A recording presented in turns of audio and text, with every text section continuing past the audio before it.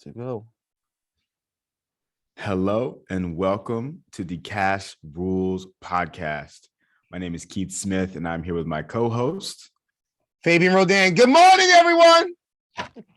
the head of research here. He is an educational program development specialist, and we are here with our guest, Chantel Watts. And I just wanted to start off by making sure that we are all aware that none of what we're discussing today should be taken as legal, financial, and or tax advice. Instead, the objective of this conversation is to highlight some of the unspoken rules in finance, discuss why some of these things are going unspoken in the educational system, and like what we can really be doing on a practical level to change that reality in an informational, educational capacity today. With that said, Fabyan, how are you doing? I'm blessed and highly favored, man. I feel great today. I don't know what it was. I think it might have been the sun. As you know, when the sun hits that melanin skin, I feel awesome. I get the energy. I feel like the Energizer Bunny. How are you feeling, Keith? I'm feeling absolutely incredible and super excited for this conversation. So likewise. We're happy to have who again? Chantel Watts. Chantel Watts is in the building. Thank you, Chantel, for being here. We'd love to kind of just open up with a little brief introduction to who you are. Tell us where you're based and tell us a little bit about what you've done up until what you now do on a daily basis. Mm-hmm. So a little bit about myself. My name is Chantel Watts. I am an educator above all. I really believe in educational equity. I'm based in New York City. And I actually started in youth development in like second grade, honestly. I was that kid helping out the older like the school aides with lunchtime and all that and getting kids where they got to go. So like that was kind of my thing. I didn't have like a clique. I had like these older ladies that I helped out.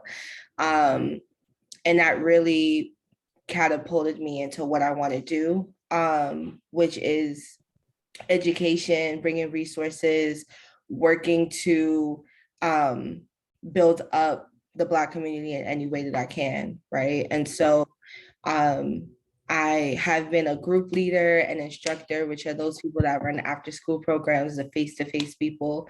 I've taught dance, I've taught financial literacy, job development.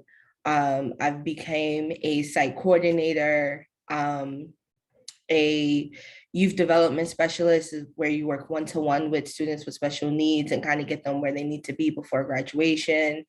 Most recently, I was a campus director, running a huge 1,500 plus participant program out in Queens.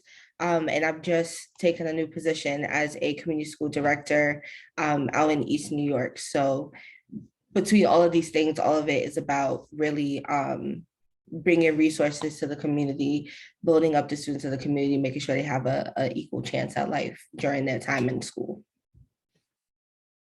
Okay, very, very cool. So that's an extensive background in your space. So most recently, you said you're now a community school director. Is that correct? Yes. Okay. And then, so talk to us a little bit about what your capacities in that role look like now. Yeah, so it's a little bit of everything. I think it's a accumulation of what I've done so far. Community school directors are really unique because they work full-time in a school, but they're not employed by the DOE, right? We're employed by a community-based organization. So it allows us some freedoms to bring in resources that the DOE doesn't always have as a top priority a lot of the time. So for example, right now in the school that I'm based in, they don't have a college counselor. I grew up doing college programs and running college programs, right? And so I'm able to bring in other CBOs, bring in people to talk to the students as well. I'm running a college fair on October 22nd for them, and bringing in HBCUs, CUNYs, and SUNYs to come and speak to them and get them kind of, college forward. So where community school directors are able to really hone in on those blind spots that the DOE can't fill at the moment, and really bring resources in. I'm working on bringing a dental program in because, Black people, we do not take care of ourselves, and the dentist is one place we don't go, right? So making sure that we have a dental program in there for our students who might be teen parents, making sure that there's resources for them as well, and really taking away any obstacle that is in their way for them to thrive in school and to get that degree. So it's an accumulation of everything that I've done so far, but that's really what the community school director does inside of the schools. Okay. So talk to us. So you mentioned the term CBO. I just want to make sure that we clarify what that is and what a CBO does. Yeah, so CBOs are community-based organizations. Are usually nonprofits. Some are for profit, but usually nonprofit. And the community-based organization it is the entity that then will bring you senior citizen services or after school programs, summer programs. They work for the community that they're based in to bring in resources that the community needs. And so examples of CBOs are like Children's Aid Society. The one I'm with is P2L, Pathways to Leadership. Boys and Girls Club of America, like all of these things are CBOs. And they focus on certain areas of a space, right? And bring in resources and provide opportunities for the residents. Okay.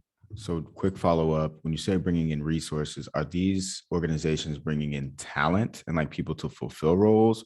Are they like bringing in the money, the funding to help someone else go and find the talent? Or like, how does that relationship work?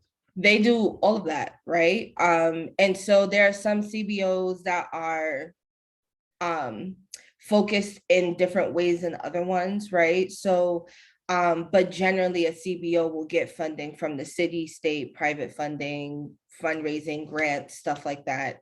And then they use that money and they say, okay, the School of Keith Smith really needs an after school program.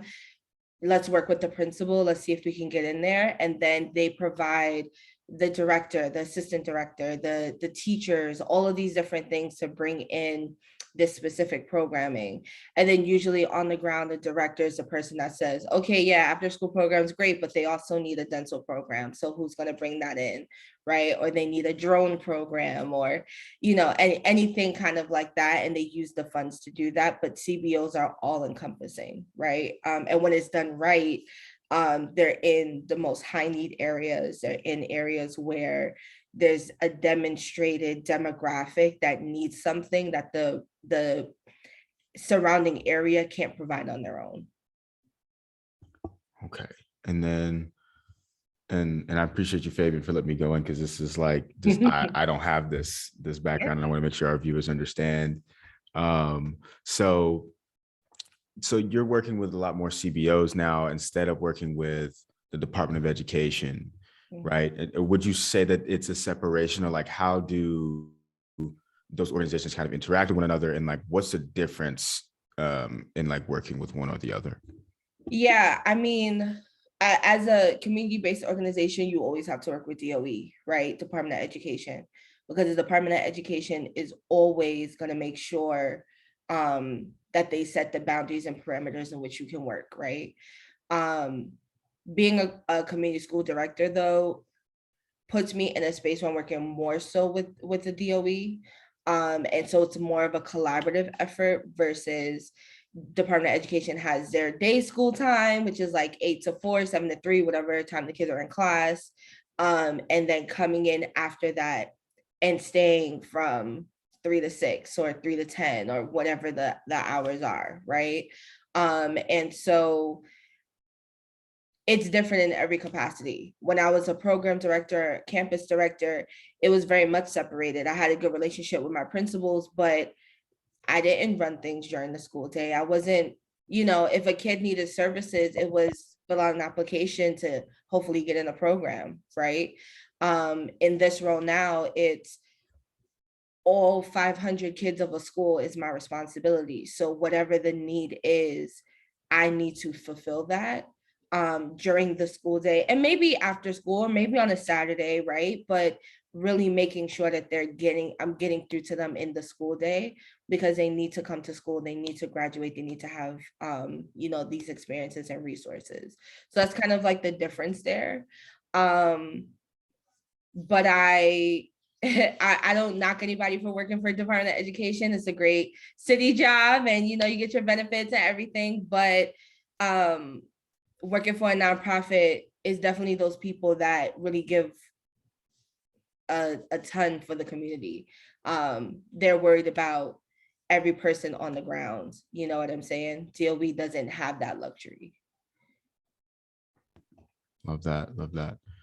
Yeah, there's always definitely, it's always interesting to hear people speak on like the differences between each and every individual kid and then like all kids, right? And Right. like, I think it's always nice to be around people that can understand that each and every kid does matter, and like that they're all supposed to be sort of afforded the same opportunities. I had a conversation with a man one day, and this blew my mind because he was talking to me, and I was like, "Why are you saying this to me?" But he was like, he was telling me, don't focus on going into communities and like talking to kids about stuff. Like those kids aren't the kids that are going to make it. Those aren't the kids that are going to be able to do anything anyways. And I'm just like, I don't know why you're talking to me about that, because I'm like, if anything, like I would be an example of like one of those people that if we didn't go out and like touch every single kid, then like I wouldn't have been where I am today. But so anyways, I want to back up for a second, talk more about you and think about how maybe how does some of the like finances of your actual job itself work? Like how do you manage budgets, or who's managing budgets in your work? Yeah, so it's a kind of a two-tiered question. So you get a community-based organization will get funded by grants, sometimes bank loans, sometimes city and state funding that will come through. And then the CBO usually has a fiscal team. And what that fiscal team does is they say, this is how much money you have. This is what you're allowed to spend the money on, right? Because any piece of money that comes in has stipulations. And then once they kind of get that together, they say, all right, well, this is your financial planning part for the year, right?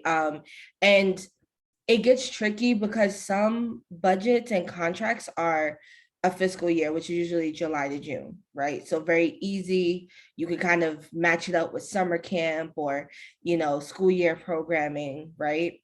And then the other ones are year long. So they're January to December. And so you have to be really smart with the way that you kind of spend money.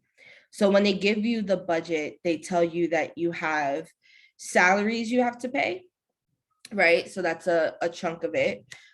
So if it's $100,000 grant and your salary is $50,000, that goes in the salary part, right? And then there's something called fringes, which helps to give a buffer for things like medical expenses and benefits and things like that. So you have to be mindful, if I want to pay somebody what they're worth and their worth is 50 grand, I also have to think, okay, let me put aside an extra 5 grand to pay for.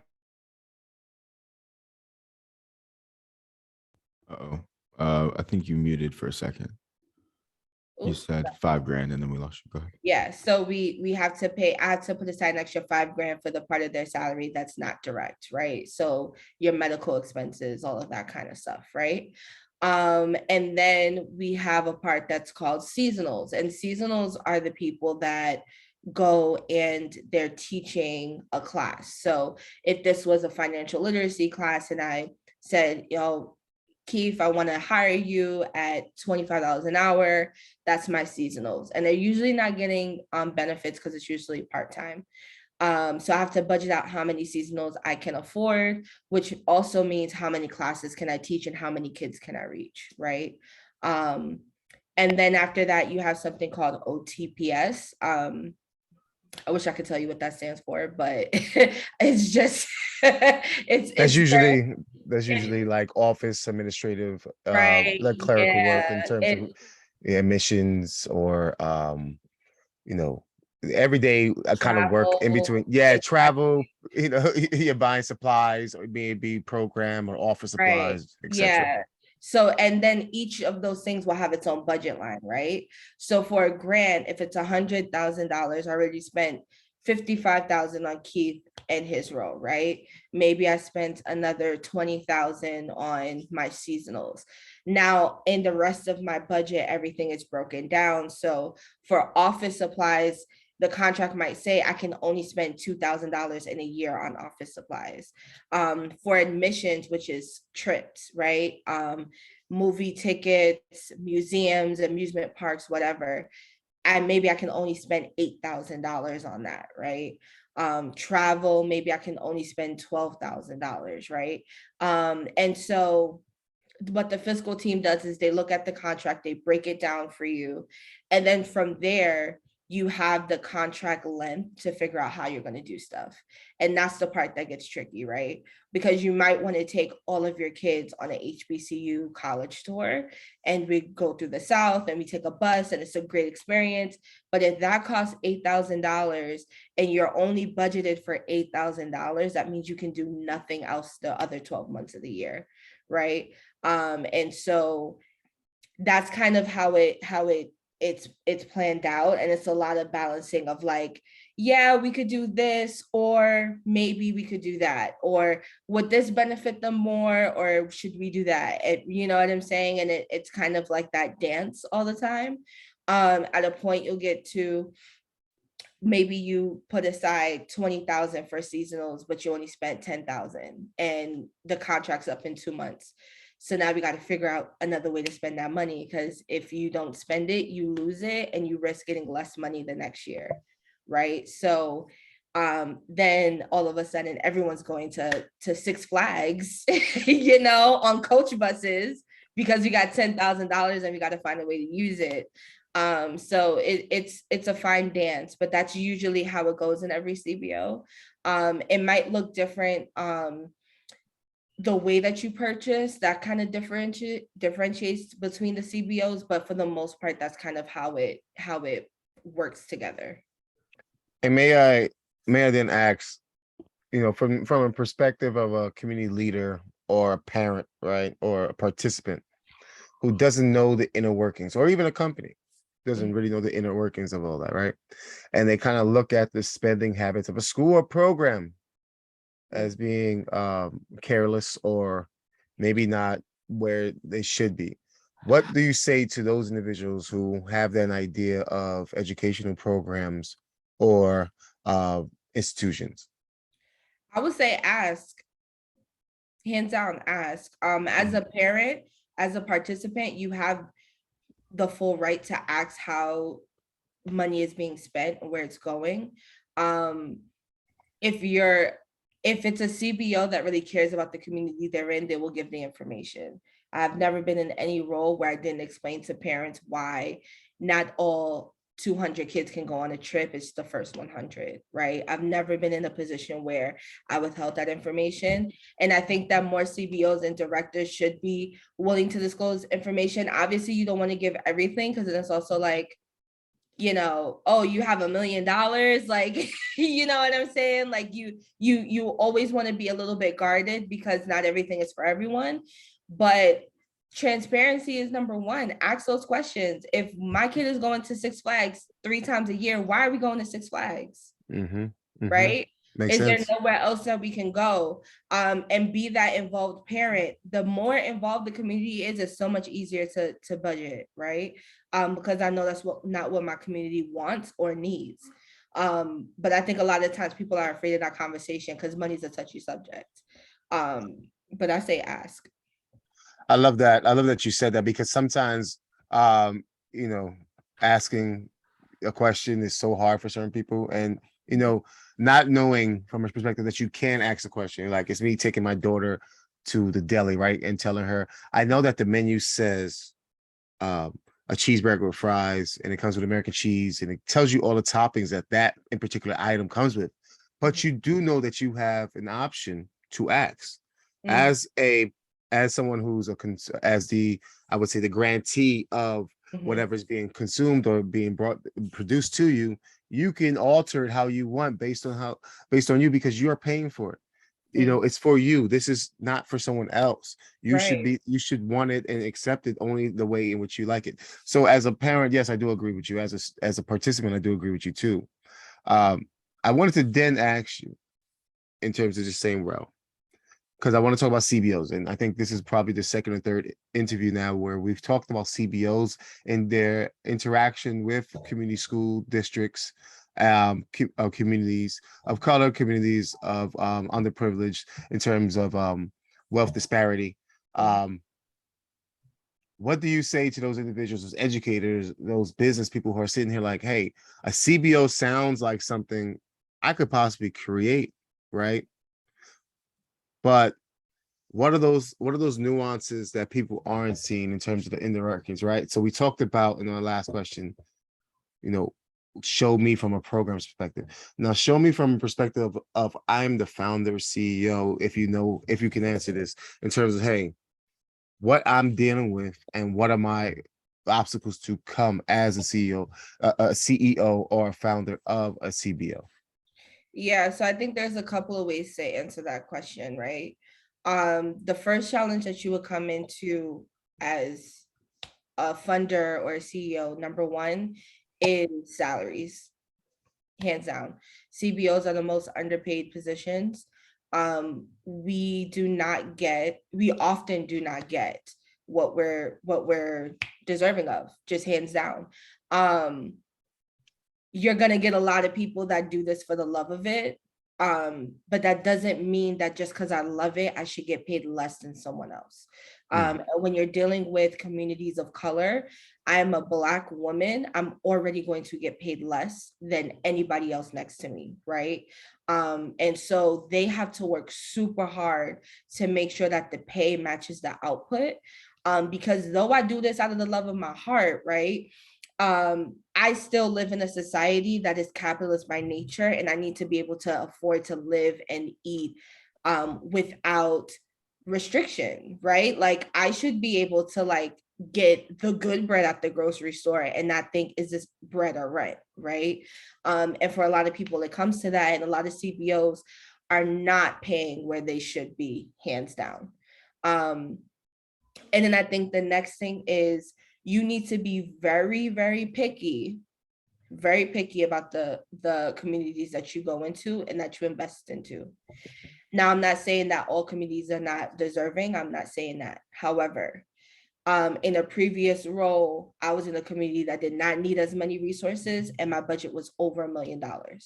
In my new role, I'm in a community that needs more resources, and my budget's not even touching that, right? Not in its wildest dreams.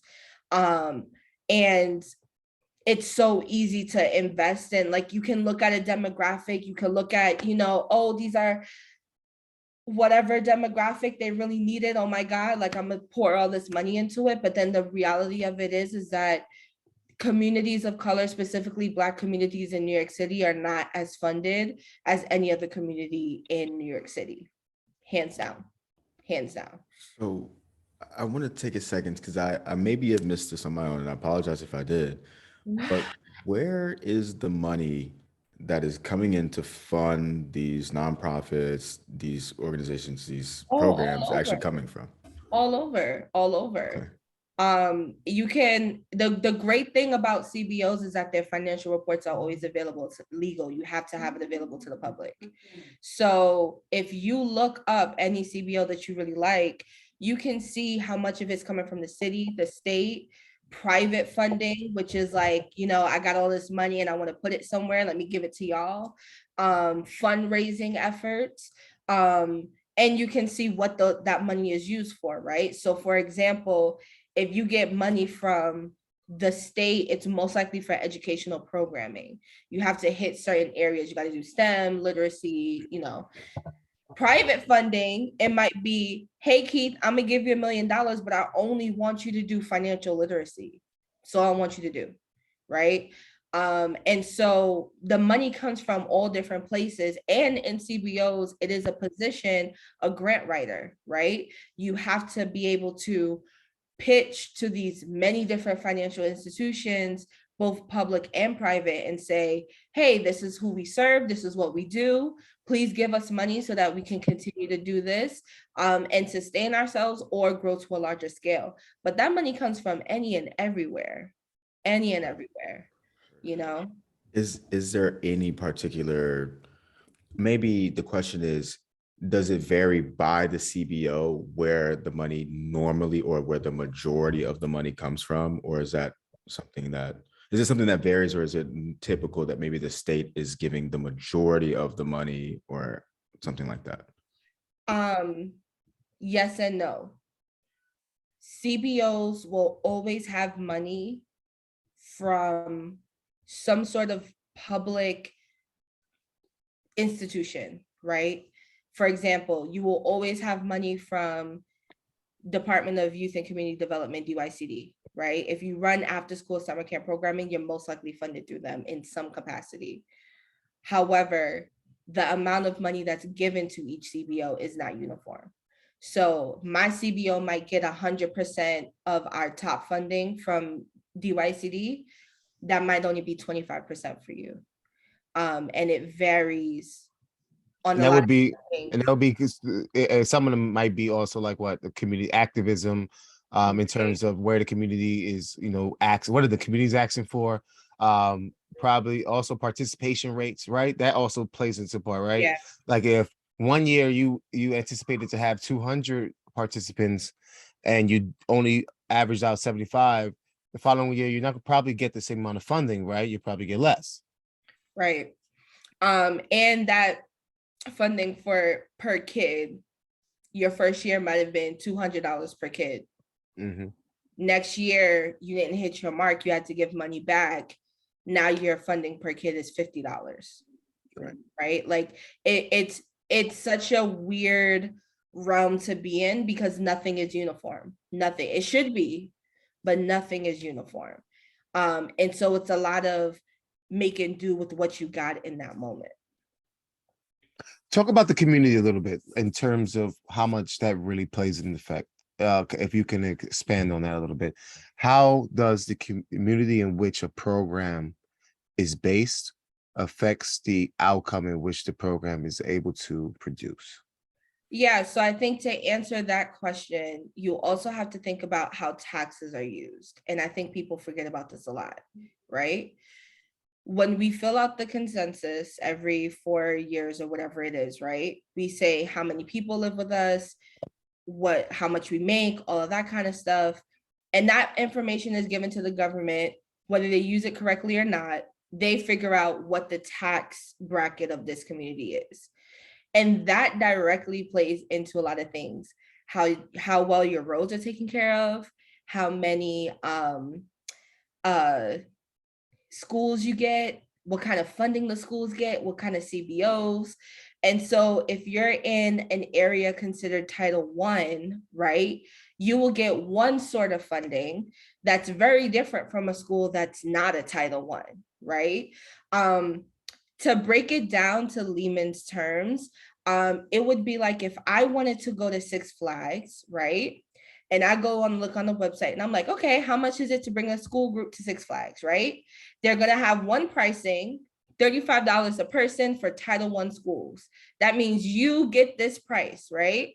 Now, Keith, if your school is not a Title I school, you're paying $110 per kid, right? And that all goes back to how much the people in the community make, how much funding is the school getting, what kind of CBOs are there, like everything is attached to this, right? And I think sometimes that's a part of CBOs that people forget because they're, oh, how come I don't get this much funding? And how come, I mean, it's not fair, right? But if I'm in the projects, right, the type of school I'm servicing and what they're underneath may not be the same as a school that's on Madison Avenue on the west side, right? Like it that kind of thing differentiates. And so when it comes down to how these things are breaking down, it's really not just it's just a CBO and this is happening. It goes all the way back to like, what are you who live in this area putting down on your taxes? Do you pay your taxes every year? Are you, what kind of income bracket is this community in? Mhm. Who's being serviced there? Like, keeping it real, like, is it Black kids that's being serviced here mostly? What's the rate of the school? Does it have chronic absenteeism? Does it doesn't? All of this kind of thing. And then that then informs the way that the CBOs can run and the schools can run, and all the resources that's there. It's all connected to each other, but that's the part that people forget a lot of the times. So obviously we need people to educate, right? We need people in the classroom in order to produce the education needs necessary, right? When we call those individuals teachers, obviously, or instructors, right? Mhm. Talk about the landscape now in society where we're living in, right? I know that unemployment is at a very high rate. Talk to us, but as we say, there's unemployment is at a high rate, but there's so many job vacancies out there. Mhm. Let's talk about teacher vacancies, and why is it that we have so many teacher vacancies? Because the money's not there. The money's not there. The money is not there, right? Um, to be a DOE teacher, you need a master's degree, and you're going to start out at 50 grand, maybe 54, right? Wow, 50,000 in New York City. Right. If you have no degree, but you still want to teach kids, then you would go the CBO route, which you'll work in an after school program, a summer camp, something like that. But you're doing the same amount of work that a teacher has to do. You have to do lesson plans, curriculum maps. Most likely you have to have a degree if they're paying you over 18 an hour. Under 18 an hour, you usually don't need a degree, but you should be working towards it, right? I know CBOs that we're still paying $16 an hour for the same amount of work that a teacher is doing in DOE, right? That's crazy. And we're talking about teachers in DOE make around 30 something dollars an hour, right? And then after procession, it's like $53, $54. That's time and a half. So that's crazy. Right. And even though in the CBO world, these educators may not have the same educational credentials, they're usually people that grew up in the community. They usually have that kind of social and emotional quality that teachers don't. But the money's not there. Also, just being very honest, like, we're in the age of influencers, we're in the age of technology, right? We're doing a podcast right now. Like, there's not a lot of incentive to be in education anymore. There's not. And if you're not going to pay well, there's not really a need for it. It's not, you know what I'm saying? Like, people who are going into education are people that grew up seeing a teacher and knew that they wanted to be a teacher. Nowadays, that's not the case. I mean, even at my big age, if I don't know something, I'm gonna go to TikTok. I don't Google it. Like, I'll find a TikTok video that'll show me what I got to do, right? And so I just think there's no incentive to be in education anymore. And unfortunately, pay is one of the biggest things. I want to touch on something because we've talked a little bit about this in the past, about how like college and education can sometimes actually be the barrier, right, to being able to have the impact in our communities and to build and grow. So you talked about how like someone would need a master's degree in order to serve certain roles. What are those roles that you need a master's degree for? So to have a master's degree means that you can be a DOE teacher first year, any subject.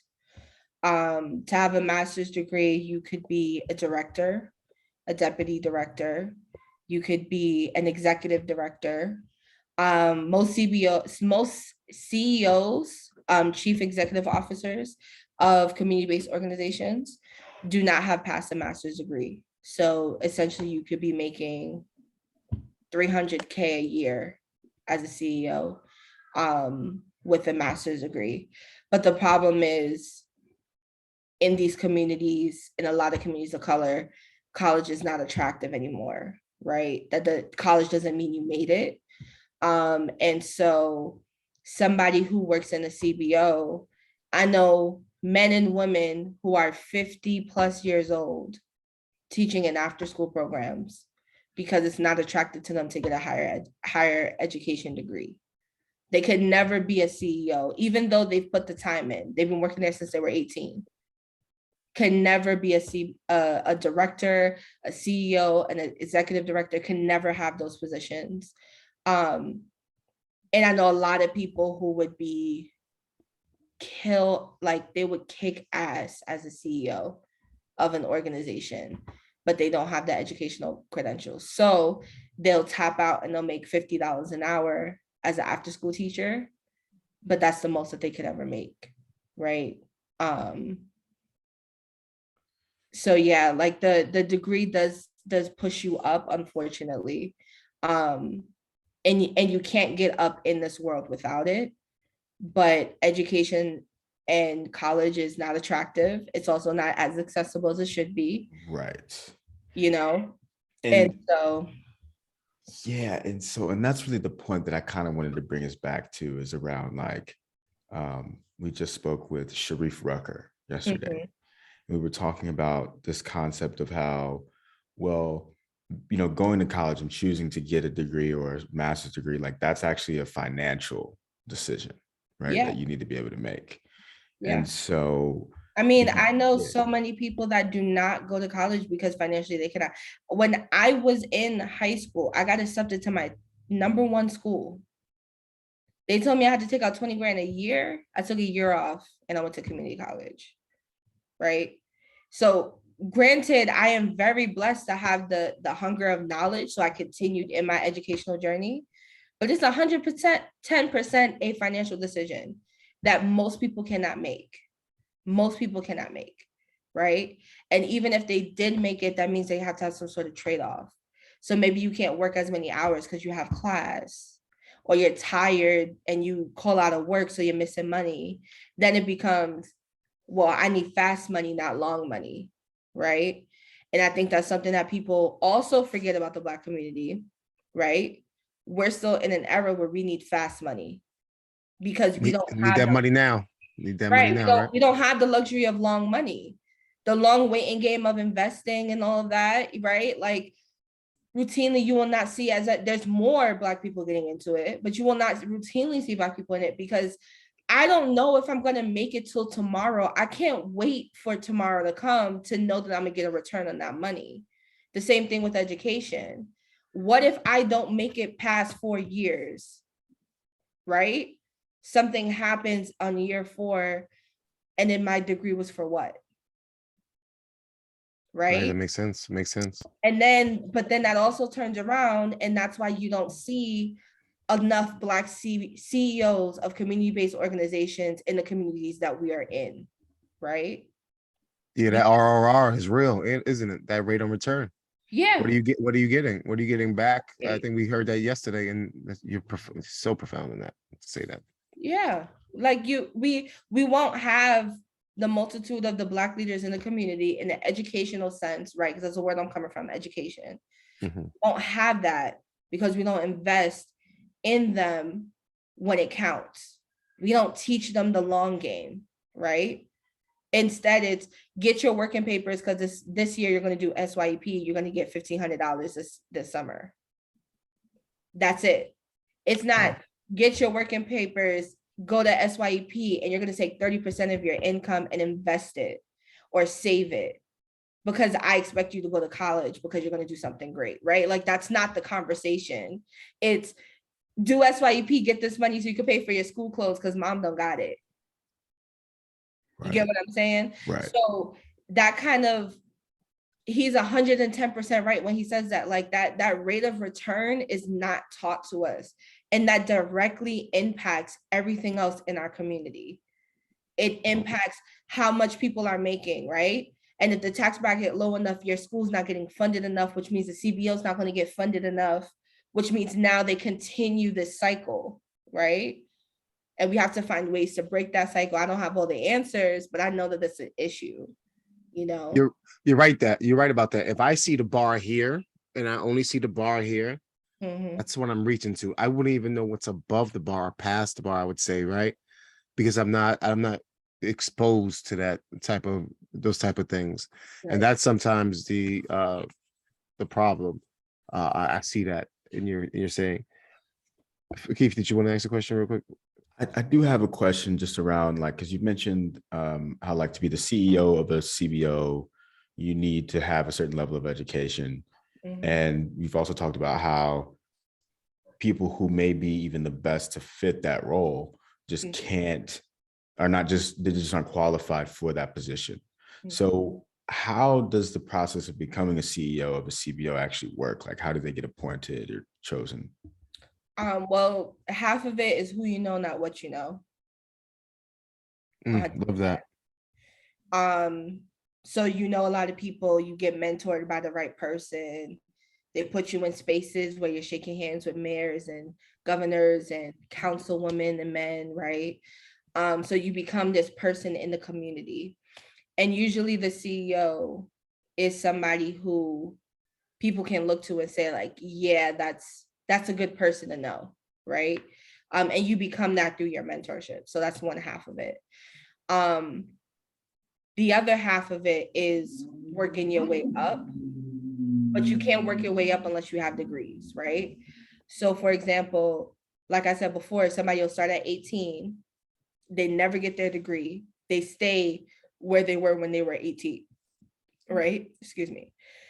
Now, that same person starts at 18, they get their bachelor's degree. Now they can become a director, right? Now, once they become a director at the bachelor's degree, they go and they get their master's degree, they become an executive director or an associate executive director. Once you've hit that point, at any point you could become a CEO, a COO, a CFO, depending on your degree. It doesn't matter how much time you've had with kids or in the community, or really even what you've done. You could have started an amazing program that is sold out every year, right? Over registered. But unless you have your degree, you cannot physically move up, right? So they get the degree, bachelor's, they become a director. After director, they get their master's, they become a senior director, deputy director, executive director, any of those things. And then from there, you get in the right spaces with people, and then a CEO position opens up and they call you and say, hey, Fabyan, I remember what you did in the community. I know you have your degrees. Would you like to be a CEO of this organization? And who's making that phone call, I guess, too? Board of directors, previous CEO, all that kind of stuff. Or, And they usually make that call before it goes out. So like you're, schmoozing with people, right? You're in the rooms, you're talking to people, you're making your face kind of known. And then you kind of move into that position. They usually pick somebody who's been with the organization for a long time because it makes them look really good. Or they pick somebody that's been with any organization for a long time, because then to say, oh, I've been here forever, but I found a new purpose in this organization also makes you look good, right? So those are the people that kind of make that happen. But it's who you know, not what you know, right? So once you got those degrees, you get really cool with somebody, and then they start putting you in positions to take over. love it. So, Love it. so I wanted to kind of explore a little more in terms of the problems regarding financial literacy, right? And why Yeah. communities of color or underserved communities, I should say, right, Mhm. are not able to truly hone in those skills. And what are some of the solutions you find we should be taking as a community, period? Or parents, or companies, what should be some of the solutions we should be looking forward to or looking towards in order to solve these problems centered around financial literacy? So financial literacy is a huge problem in underserved communities. I like to say Black communities because that's what I service, that's what I go for, right? So it's huge because of the word literacy. we don't realize that finances is something to be studied and is knowledge to own. We just think of it as either you're poor or you're rich, you're wealthy or, like we don't really talk about the gray area. To fix financial literacy, I think it comes in a few different steps. Number one, you have to teach the elders of the community. Mhm. If the elders of the community understand what's happening with their money, they can pass that down on to their children and children's children. So that's number one. You have to teach the elders. And what I mean by teach the elders is not just have a workshop, but you need to continuously check in with them, right? It needs to be something that they can access. You can have a workshop, but people only remember statistically the first 10 minutes and last 10 minutes of what you say. You need to continue to check in with them. So that's number one. Number two, after you've taught the elders of the community, you then need to provide opportunities for the younger part of the community to make fast money, right? And that might contradict a little bit about what I said earlier about fast versus the long game, right? However, kids need to be able to be kids. They need to be able to buy $600 shoes and realize later on that that's a bad financial decision. They need to be able to make these mistakes when they're young, not when they're 35, right? Mm-hmm. So we need to be able to provide resources for younger youth to make their own money, to figure out how they're going to spend it, give them all the tools. You should be saving 10%. You should be doing this. You should be, right? But we also have to let them feel empowered with their money. Because when you don't feel empowered, that's when you start making financial decisions you shouldn't make. You start signing up for the first credit card you get in the mail. You start trashing your credit score, right? We have to give them the tools, but we also have to make sure that they are able to feel financially free. And then the last thing I would say is bring in those people from the community back into the community so they can continue the cycle, right? So instead of bringing in Tom, Dick, and Harry from Harvard, who probably have never seen, the projects a day in their life, right? Instead of bringing them, bring in some people that look like them, that can talk to them about the financial choices that they've made and give them the power to make those decisions, right? And then if you continue that cycle, then you become a community that's more financially free, right? Because the idea is that not everybody's going to be a millionaire, and everybody doesn't have to be, but you have to be financially set in your choices, right? If you are financially free, then that means that you're not worried about when the next paycheck is going to come. You know it's coming, right? And when you're financially free, you can start playing the long game. But we have to understand that, like, kids have to be kids. They got to spend their money on, the Xbox One, the PlayStation 5, right? They got to do that. But they also need to be checked in with. They also need parents who understand financial decisions and literacy, right? How many kids go on to make money and then have to pay their parents rent because their parents don't have it like that, right? Or they made a poor financial decision, right? So we have to be able to do those things so that they can understand their finances and kind of get it together. And then the hope is, as we continuously do that, the long game is for us, is for me, the facilitator, right? Because then I see the community then grow and move and shift and change. But we can't condemn the choices that people are making. We have to be there in the moment and show them what to do so that they can continue on. Love that. Yes. And thinking about the importance of having that real example of someone who's from the community coming back and talking like down to literally just the vernacular, the vocabulary that person uses, right, is going to have such a big impact on whether or not these messages actually resonate. Right. And obviously, like, the actual thought processes around like how you can shift that and like where those kids really actually are. If you haven't been there, you have no idea what that really looks like for the kids. Exactly. You got to meet them where they're at, right? You have to meet them where they're at. And so it's financial literacy. It's not, hey, Keith, don't buy those Jordans because you only made $200 and that's your whole check. It's, okay, Keith, you're going to buy these Jordans, but you also want an outfit with it. So how are we going to make this work, right? That's the financial literacy. but that can only come from people who meet them where they're at or have been in that situation, right? Especially in communities of color. It's normal to want the flashiest things. You just got to buy it right. You know what I'm saying? And we have to shift that kind of mentality that we're doing financial literacy with. Because right now it's just a lot of save this much, the debt snowball, do it this way and do that. You know what I'm saying? Like it's very segmented. But I think a lot of times we're not really meeting people where they're at. The debt snowball might be the strategy that gets them, right? But how do we make this appealing and appropriate for that person rather than a community of people, if that makes sense? Love it. And then, so back to some of the just things that are happening around financial literacy. You're on the ground level, you're seeing the trends. Are you seeing any shifts or changes around like how financial literacy is being approached in schools right now? I'll be honest, no, because I think they still don't recognize how important it is. I think there's a shift in the kids though. Like I have students who do Uber Eats on the weekends, right? I have students who know that their senior year is coming up, so they started working in junior year. Like I have that shift in the students and what they're thinking about and what they're doing on the day-to-day.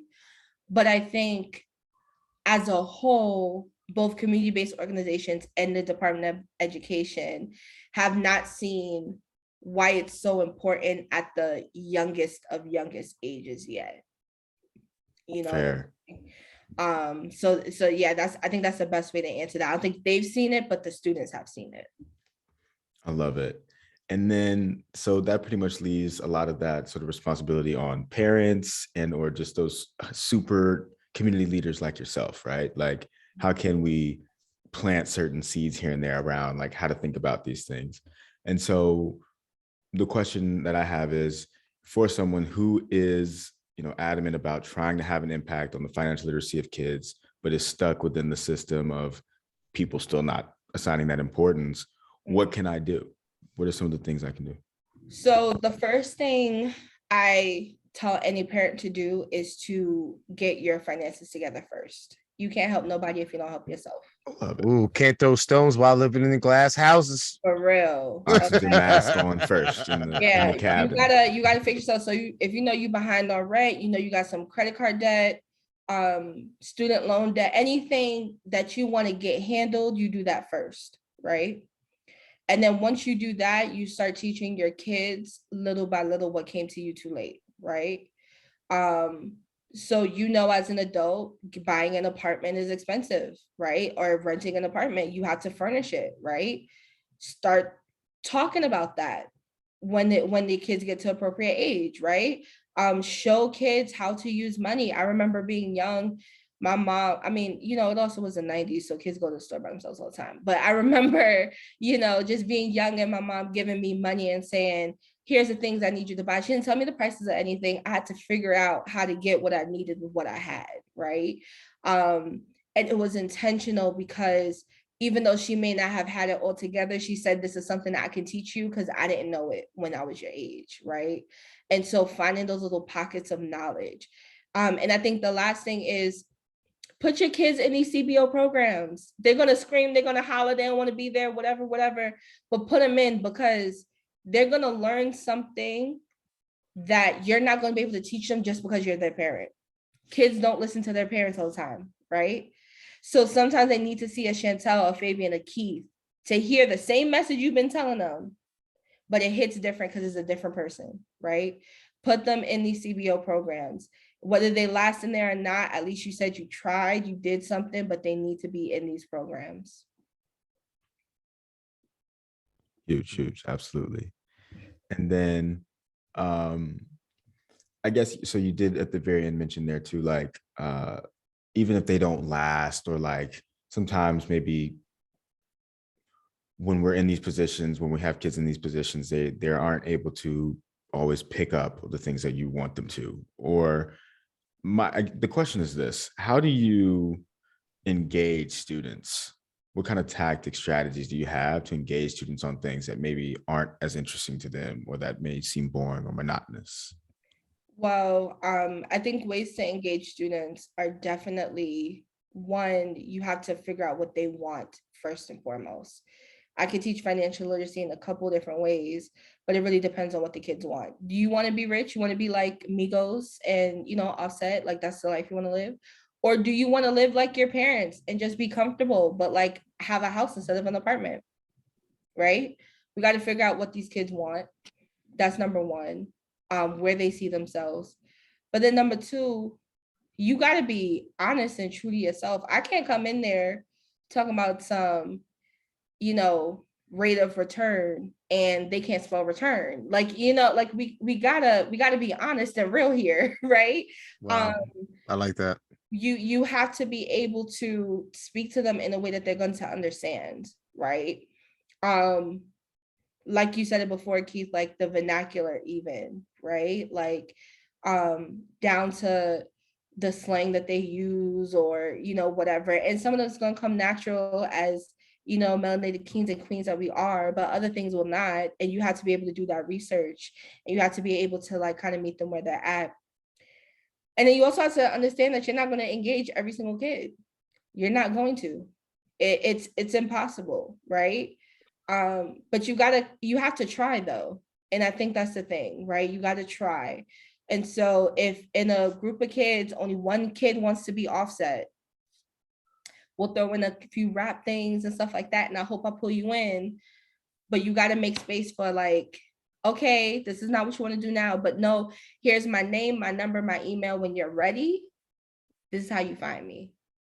How do you then, the next question I would have for that one is, how do you start up engagement? How do you plan it out? How do you recruit, survey, or anything of that nature? What is some of the steps that you do in order to engage a participant or student to be part of your programming? Face to face.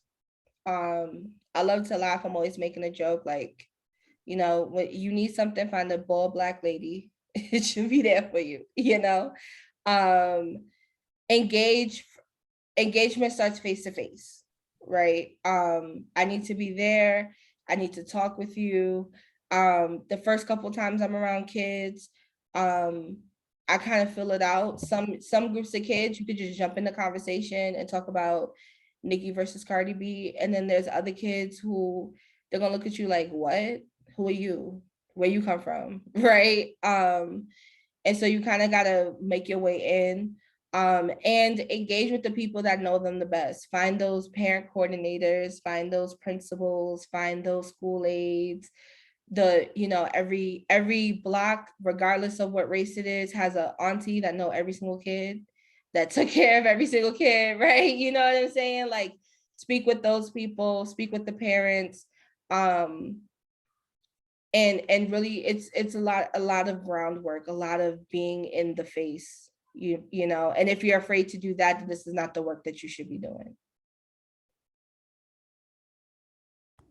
Could you go into the importance of technology, or how do you see technology playing a role in education or programming in the future? Technology is so important to education, because everything is on the internet, like plain and simple. But it is a fine line because half of using all this technology is also exposing to the ugly sides of technology, right? There has to be kind of like a fine line. And there has to be ways and space that technology is used as an aid, not a clutch, plain and simple. Let's make a TikTok page, but really what we're doing is video editing. And that's the skill that I'm teaching you. I'm not teaching you TikTok, or I'm teaching you marketing. I'm not teaching you TikTok, I'm teaching you these skills. And so in that way, technology is so important. But it is a catch-22. It is. Because it's very easy as an educator to just say, okay, watch this movie, get online, and step away, right?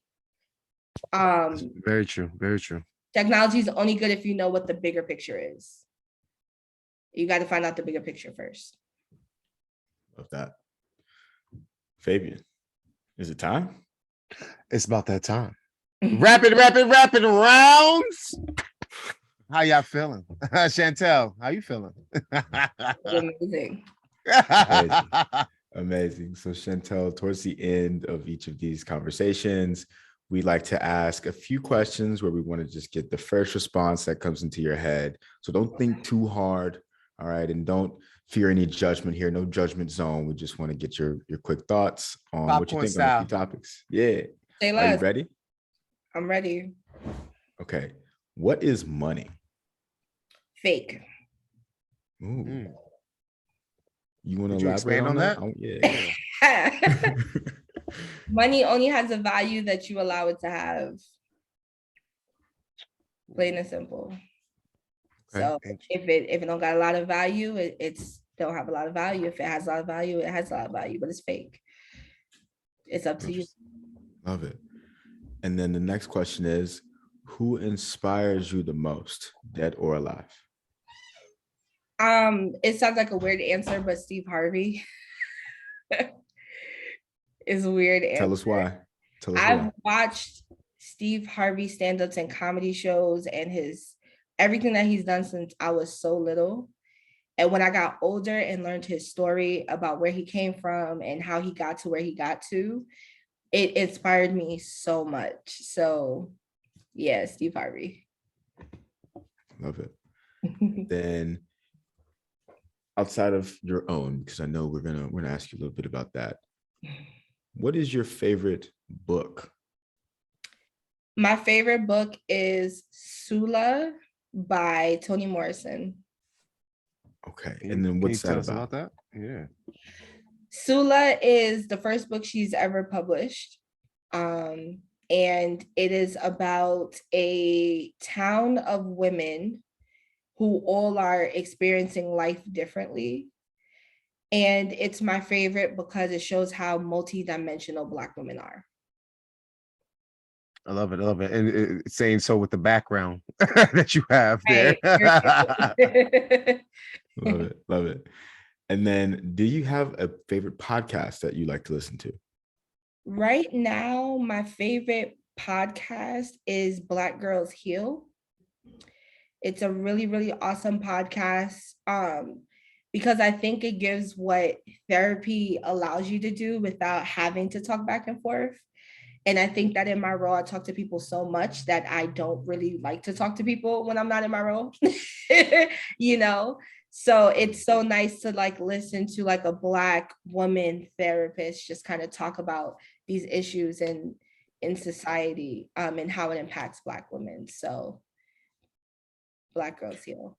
And we know that Cash Rules is part of that list, but you know, you don't have to say it. Our You viewers know it. So like a kind of favorite, you know, like a strong number 2.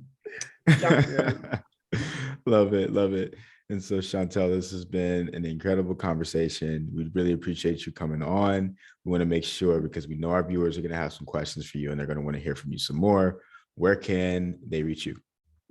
Awesome. So I am at 24601 on all social media platforms after my favorite musical. I will definitely spell that out. So it's the @ 2 is TWO, the number 46, letters OH, and then the number 1 on all social media.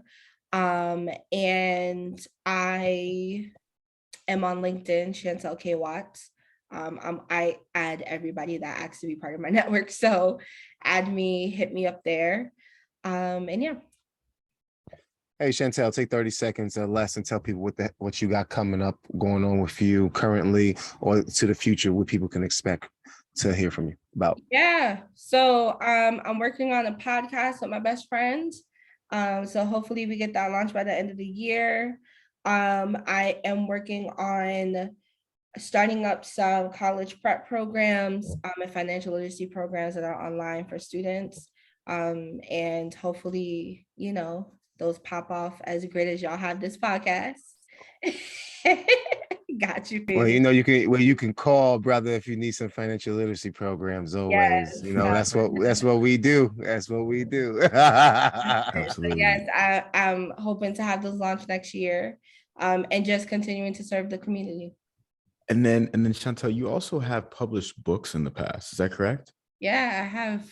Talk to us about those books. Yeah, so by trade, I am a writer, author, and essayist. So when I was really like 18, I decided to publish 2 books of poetry because I figured that if I didn't do it then, I would never get to say I was a published author.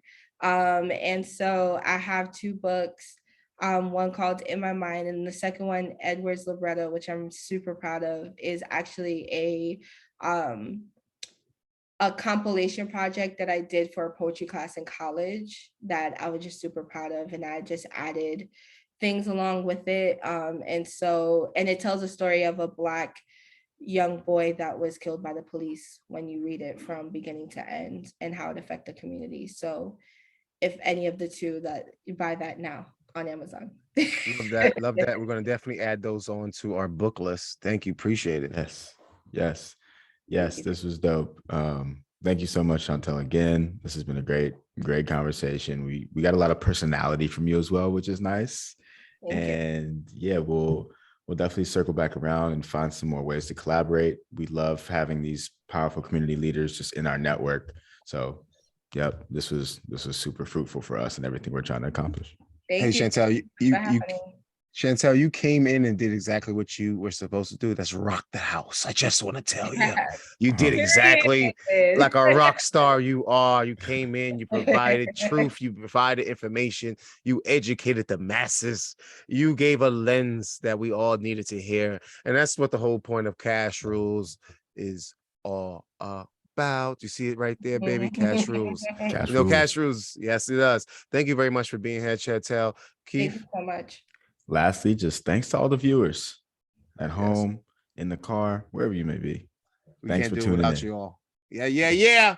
Cash Rules. Till next time. Around me. Dollar bill, y'all.